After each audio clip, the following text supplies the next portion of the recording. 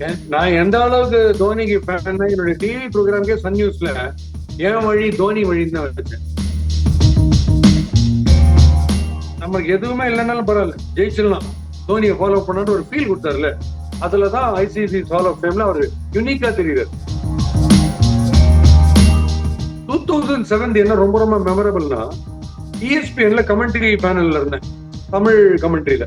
அந்த கமெண்ட்ரியில இருந்த போது இவர் வின் பண்ண விதம், அந்த கடைசி ஓவர் ஜோகிந்தர் சர்மாட்ட கொடுத்தாரு, அதெல்லாம் ரொம்ப அவுட்ஸ்டாண்டிங். கண்ணிலேயே வந்து எல்லாரையும் அத்தனை பேர் அட்டென்ஷன் இருக்கும். ஒருவாட்டி இவர் சொன்னாரு, மைக் ஹசி பத்தி தோனி சொல்றாரு. அதான் நான் சொன்னேன், ஃபர்ஸ்ட் 6 ஓவர்ஸ்ல வந்துட்டாருன்னா இருக்கிற 36 பால் 20 பால் ஆடினாருன்னா போறோம், 10 பால் 6 அடிச்சாருன்னா அது உங்களுக்கு நல்ல கேப்டன், இன்னொரு கேப்டன் ஈக்குவலன்ட் தோனியாவது வரணும். தோனி ரேஞ்ச் ஒருத்தர் வரணும்னா நீங்க தோனி இல்லாம தான் ஆடி பழகிக்கணும். எஃப்டி லைஃப் ஸ்டைல் நேயர்களுக்கு வணக்கம். நம்ம கூட எப்பயும் போல ஸ்பெஷலான பாஸ்கி சார் தான் இருக்காங்க. சார் வணக்கம். சார் வணக்கம் தலைவா, வெல்கம் சார். தலைவான ஆரம்பிச்சிட்டீங்க. நம்மளோட சென்னையோட தத்துப்பிள்ளை, இந்தியன் டீமோட ஒரு முக்கியமான கேப்டன்னு சொல்லலாம், ஒரு ரீடிஃபைனிங் ஐகான்னு சொல்லலாம். எல்லாருக்குமே வந்து அவருக்கு நேற்று வந்து ஐசிசில இருந்து இண்டக்ட் பண்ணியிருக்காங்க ஆல் ஆஃப் ஃபேம்க்கு. நிறைய பேருக்கு என்னன்னா, அவர் எப்பயோ பண்ணிருக்கணும், என்னென்ன மாதிரி அச்சீவ்மெண்ட்லாம் பண்ணிருக்காரு, இவ்வளவு லேட்டா கொடுத்துருக்காங்கன்னு ஒரு பக்கம் போகுது. இன்னொரு பக்கம் லேட் ஆனாலும் அவருக்கு வந்து கொடுத்தது ரைட் தான் அப்படின்னு ஒரு டாக் போகுது. நீங்க எந்த சைட் சார்? அவரு is never after all these awards, அவர் பாட்டு ரிசல்ட் வந்து நேரம் அவர் போயினே இருப்பாரு. இப்போ ஒரு ரிசல்ட் வரும், அடுத்த வேலையை பார்த்து போயினே இருப்பாரு. நான் எந்த அளவுக்கு தோனிக்கு ஃபேன்னா என்னோட டிவி ப்ரோக்ராம்கே சன் நியூஸ்ல என் வழி தோனி வழின்னு தான் வச்சேன். அப்ப நம்ம வேர்ல்ட் கப் ஜெயிச்சோம் 2011. ஸோ எனக்கு அந்த அளவுக்கு பிடிக்கும் தோனியை. அது ஒரு ஜோக் கூட இருக்கு. இன்ஃபேக்ட் என் வழி தோனி வழின்னு நான் வச்சேன். வேர்ல்ட் கப் ஜெயிச்சோடனே தோனி திருப்பதி போய் முட்டாச்சு வந்தாரு. அப்போ ஆக்டர் ARS எனக்கு ஃபோன் பண்ணி, தோனி வழி ஓன் வழிடா, ஒன்ன மாதிரி அவர் முட்டாச்சுட்டார் அப்படின்னாரு. எனக்கு என்ன ஒரு பயங்கர கனெக்ட் இருக்கும். அண்ட் ஃபார்ச்சுனேட்லி என் பையன் ராக்கியும் தோனியோட போய் ஒரு 3 இயர்ஸ் அவரோட கேம்ப்ல இருந்தான், நிறைய கத்துக் கொடுத்தாரு விஷயங்கள். ஜெனரலா கிரிக்கெட் விட்டுடுங்க, இந்த ஹால் ஆஃப் ஃபேம் இருக்குல்ல, ஒரு ஹால் ஆஃப் ஃபேம், அவர் ஃபேமுக்குன்னே பிறந்த ஒரு ஆளு. அது என்னன்னா, அது கிரிக்கெட் மட்டும் பார்க்கணும். நீங்க ரெக்கார்ட்ஸ் பாத்தீங்கன்னா தோனியோட பயங்கர ரெக்கார்ட்ஸ் நிறைய பேர் இருக்காங்க. அந்த பியாண்ட் ஆல் த கிரிக்கெட், ஒரு கிரிக்கெட் தெரியாதவங்களுக்கோ கிரிக்கெட் பிடிக்காதவங்களுக்கோ கூட இவர் டிவியில வந்து அவரை பார்க்கணும், டக்குனு வேலையை விட்டு திரும்பி பார்ப்பாங்க. அந்த குவாலிட்டி சில பேர் கிட்ட தான், அது ரஜினி கிட்ட இருக்கு. அந்த மாதிரி குவாலிட்டி சில பேர் கிட்ட தான் இருக்கு, அது தோனிட்டு இருக்கு. So no wonder is there. அவருக்கு வந்து நீங்க அவார்டு கொடுத்துட்டே இருக்க வேண்டியதான், வருஷம் அவனுக்கு கொடுத்துட்டே இருக்க வேண்டியதான். Very very happy that is been inducted into the hall of fame. Sir, நீங்க சொன்ன மாதிரி is not the person whose behind awards இதெல்லாமே சொன்னீங்க. எனக்கு வந்து ரொம்ப இதுவா இருந்தது என்னன்னா, அந்த அவார்டு வாங்க எல்லாருமே போயிருக்காங்க சார். நான் ஒரு மீம் பார்த்தேன், இவர் பாட்டு ஒரு ஃபார்மிங் பண்ணிட்டு இருக்காரு, அதுல இண்டக்ட் ஆன கிரேம் ஸ்மித், இந்த வருஷம் இண்டக்ட் ஆன ஹேடன், எல்லாருக்குமே வந்து இது கொடுக்குறாங்க. இவர் அந்த இதுலயே இல்ல, அந்த போட்டோல கூட அவர் இருக்க மாட்டாரு சார். எதனால சார், எதனால இந்த மென்டாலிட்டி சார் அவருக்கு? ஒரு லெவல் தாண்டி ஆச்சுதான், அந்த அபவ் ஹியூமன் பிலோ காட்னு ஒரு லெவல் இருக்குன்னு நான் சொல்லுவேன். தோனி, ரஜினி, டெண்டுல்கர், SPB, இளையராஜா, இவங்கெல்லாம் நான் சொல்லுவேன் அபவ் ஹியூமன் பிலோ காட். அதனால நீங்க புரிஞ்சுக்கவே முடியாது, ஏன் ஒரு வயசு குழந்தைக்கு வந்து ஒரு ரஜினியோ தோனியோ ஸ்கிரீன்ல பார்த்தா உடம்பு சிலுக்குது, அப்படியே ஏன் பாக்குதுன்னா அதுக்கு என்ன நீங்க எக்ஸ்பிளேஷன் கொடுப்பீங்க? அந்த மாதிரி got some supreme quality which no other person has. இப்போ top class talented captains across the world, அவங்க எல்லாமே they are famous for their captaincy. அவங்க அத்தனை பேருமே மை வந்து சம்திங் யூனிக்னு சொல்றாங்கன்னா என்னமோ இருக்கு, நீங்க எக்ஸ்பிளைனே பண்ண முடியாது. இப்ப அவரோட மூவ்ஸ் அப்படியே காப்பி அடிக்கிறாங்க. No wonder is an inspiration. இப்ப நேரா போலருக்கு பின்னாடி ஒரு ஃபீல்டர் இருக்கிறாங்க, நிறைய கேப்டன்ஸ் இதை பண்றாங்க. அல்ல தடால் ஸ்பின்னரை ஃப்ரண்ட்ல கொண்டுறாங்க ஃபர்ஸ்ட் ஓவர். இந்த டிஃபரெண்டா திங்க் பண்றதுன்றது எனக்கு தெரிஞ்ச கிரிக்கெட்ல மகேந்திர சிங் தோனி வந்தப்பறம் ஆரம்பிச்சதுன்னு நினைக்கிறேன், மாஸ் லெவல்ல. அதுக்கு முன்னாடி பீப்புள் இருந்திருக்கலாம், பட் மாஸ் லெவல்ல ஏதாவது டிஃபரெண்டா பண்ணணும், make people turn towards you, head should turn towards you. அது கொண்டு வந்தது தோனி. அது பியாண்ட் கிரிக்கெட் இன்ஸ்பிரேஷன். எத்தனை படங்கள் வந்தது கிரிக்கெட்டர்ஸ் பேஸ்ட்ல, எவ்வளவு படங்கள் வந்தது. சச்சின் டெண்டுல்கர் வருது, அசருதீன் வருது, எல்லாம் வருது, கவாஸ்கர் எல்லாம் வந்தது. தோனி தி அன்டோல்ட் ஸ்டோரி மட்டும் கண்ணாபுரன்ட்டு சூப்பர் 83 வருது, சூப்பர் டூப்பர் ஹிட் தோனி தி அன்டோல்ட் ஸ்டோரி. ஏன்னா ஒரு நார்மல் காமன் மேன், கிரிக்கெட்டே தெரியாதுன்னு கூட, அவருக்கு டெக்னிக்கலி பயங்கர குவாலிஃபிகேஷன் கிடையாது, பயங்கர ரெக்கார்ட் ஹோல்டர் கிடையாது in terms of batting, runs and all that, but still if he decides he can win a match for the country அப்படின்ற ஒரு இன்ஸ்பிரேஷன். நமக்கு எதுவுமே இல்லைன்னாலும் பரவாயில்ல, ஜெயிச்சிடலாம், தோனியை ஃபாலோ பண்ணான்னு ஒரு ஃபீல் கொடுத்தாருல, அதுலதான் ஐசிசி ஹால் ஆஃப் ஃபேம்ல அவர் யூனிக்கா தெரியுறாரு. நிறைய பேர் வரலாம். எனக்கு இன்ஃபேக்ட் ரொம்ப சீக்கிரமே மேடம் டுசாட்ல வேக்ஸ் மாடல் வைக்கிறது இருக்குல்ல, அதுல கண்டிப்பா தோனி கொடுக்கணும். அது இன்னும் பெரிய ஆனர்.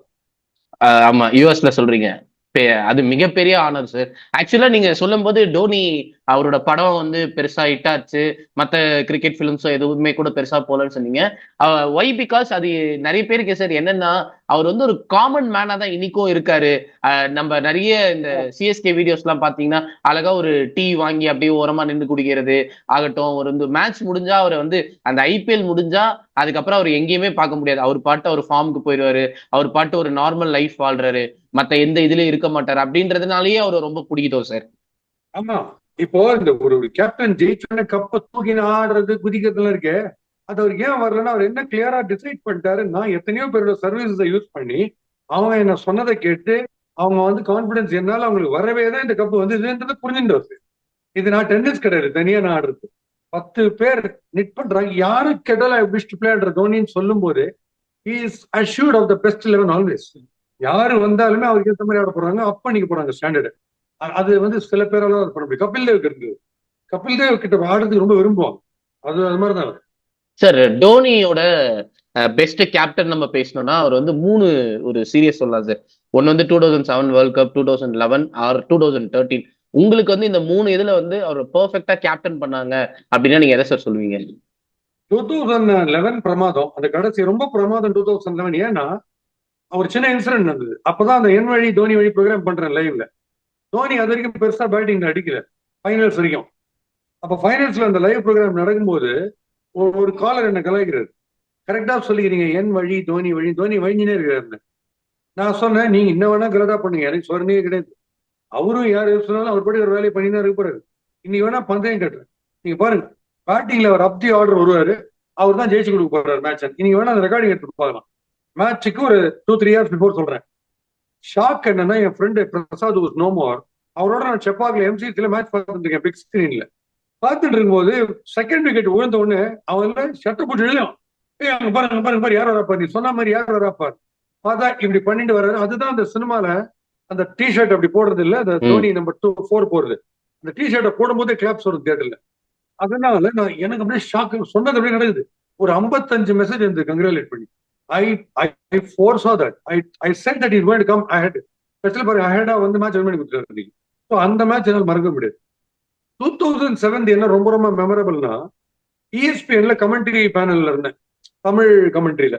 அந்த கமெண்ட்ரியில இருந்த போது இவர் வின் பண்ண விதம், அந்த கடைசி ஓவர் ஜோகிந்தர் சர்மாட்ட கொடுத்தாரு பாருங்க, அதெல்லாம் அவுட்ஸ்டாண்டிங். மீதி பேரா இருந்தா ஒரு 10 பேர் கூடி நீ இப்படி போடு, ஃபாஸ்டா போடு, ஸ்லோவா போடு, மூஞ்சிக்கு நேரம் போடு, போடாத, ஹோட்டலுக்கு போயிடு, 1000 சொல்லுவாங்க. அவர் சும்மா பாலை கொடுத்து உனக்கு என்ன தோன்றதோ போடுன்ட்டு அந்த ஆளே சொன்னார். டிஎஸ்பி அந்த ஆளு ஜோகிந்தர் சர்மா. அவர் வந்து போட்டு கருத்துல மேட்ச் ஜெயிச்சு மிஸ் பாவுல வேற பாலே வரல. ஸோ அது ரொம்ப பியூட்டிஃபுல். அதனால எனக்கு எதுவுமே பிடிக்கப்பட்ட அந்த 2011 காரணம் நான் சொன்ன விஷயம் அவர் அப்படி நடந்தது. I don't know what made him come up the order.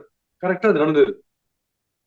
Sir, Dhoni the best wicket keeper going around இந்தியால வந்து அவரை மிஞ்ச இன்னொரு விக்கெட் கீப்பர் இல்லை. ஏன்னா என்னதான் வந்து அவருக்கு வந்து ஒரு ஆர்த்தடாக்ஸ், நிறைய பேர் சொல்லுவாங்க எஸ் ஆர்த்தடாக்ஸ் ஸ்கில்ஸ் அப்படின்னு சொல்லிட்டு, பட் அதை பீட் பண்ண இன்னொரு விக்கெட் கீப்பர் வரலையோ சார்? பீட் பண்றது ஒரு கீப்பர் வரது கஷ்டம். ஏன்னா ஒரு கீப்பர் வந்து தன்னுடைய கீப்பிங் குவாலிட்டிஸ்ல குவிக்கா பண்றது, பாயறது, வெயில்ஸை டக்குன்னு எடுக்கிறது, டைவர்ட்ஸ் பிடிக்கிறது, இதெல்லாம் கீப்பர்ஸும் பண்ணுவாங்க. அந்த எல்லாம் பண்ற கீப்பிங் அந்த டிபார்ட்மெண்ட்லயே வேற சிலது எக்ஸ்ட்ரா பண்றது, டகால் கிளவ் வச்சு அடிக்கிறது, இல்ல அப்புறம் ஆன்டிசிபேட் பண்ணி ஸ்டம்பு கிட்ட வந்து நிக்கிறது, அதெல்லாம் நீங்க இண்டிவிஜுவல் திங்கிங் தான் முடியும். அது இப்போ த்ரோ வருது, த்ரோ வந்த உடனே பின்னாடி பால் ரிசீவ் பண்ணி அடிக்கிறதுன்னு ஒண்ணு இருக்கு. த்ரோ பாதி கிட்டத்தட்ட ஒரு 10 yards கிட்ட த்ரோ வந்து கை இப்படி போயிடுது, கிளென் பிலிப்ஸ் கேட்ச் பிடிக்கிற மாதிரி. பால் பேட்ல இருந்து வரும்போது நம்ம இங்க ஆரம்பிச்சுருவாரு மேல கிளைம்ப. சோ பின்னாடி ஆல்ரெடி போயாச்சு, பால் ஸ்டம்ப் கிட்ட வருது, கை கிட்ட வருது, ஒரே ஆக்ஷன். அதுல ஒரு 1.5 செகண்ட் எக்ஸ்ட்ரா. அந்த மாதிரி கீப் பண்றது ரொம்ப ரொம்ப கஷ்டம். Down the leg side ball வரும்போது ஸ்பின்னர்ஸுக்கு எழுந்துக்காம இருக்குது. நிறைய பேர் எழுந்துருவாங்க, கீழே போயிடும் பால். 5-4 எல்லாம் போயினே இருக்கும். கீழே குனிஞ்சுனே இருப்பாரு. பேட் இவ்வளவு தூக்கரிச்சை கூட பிளின்ச் பண்ணவே மாட்டார், கண்ணை மூடி திரும்பறதுலாம் கிடையாது. பேட் தன் உடம்பு கிட்ட வந்து அப்படியே பார்த்து காட் பெயின்லாம் சில பாத்தீங்கன்னா closest to the batsmen's bat எடுப்பாரு. அது ரொம்ப ரொம்ப யூனிக். இந்த கடைசி 1 ball to go 2 to win, 5 ஓடுறாங்கன்றச்சுன்னா அந்த டேஷ் பண்றத பாத்தீங்கன்னா ம். ஒரு கையில கிளவ் ஒரு கையில உள்ள பிடிச்சுன்னு வர மாதிரி இருக்கும், பால பிடிச்சுன்னு வர மாதிரி இருக்கும். அது ரொம்ப rare. அந்த மூவ்ஸ் பண்றதும் கண்ணிலேயே வந்து எல்லாரையும் அத்தனை பேர் அட்டென்ஷன் இருக்கும். ஒருவாட்டி இவர் சொன்னாரு, மைக் ஹசி பத்தி தோனி சொல்றாரு, see I love people to just focus on what I'm signaling, what I'm gesturing. For example, எல்லா ஃபீல்டையும் செட் பண்ணி கவர்ஸ்ல அப்படி பார்த்தா போறோம். மைக் ஹசி எம்எஸ் எம்எஸ் கேட்பாராம், ஃப்ரண்ட்ல வரணுமா போகணுமா. சோ அது அந்த மாதிரி ஒரு அட்டென்ஷன் 11 பேர்கிட்டயும் வர வச்சிருக்காரு. அதுதான் அந்த மேக்னெட்டிசம் இருக்கு, அதுதான் சம்திங் வெரி யூனிக்.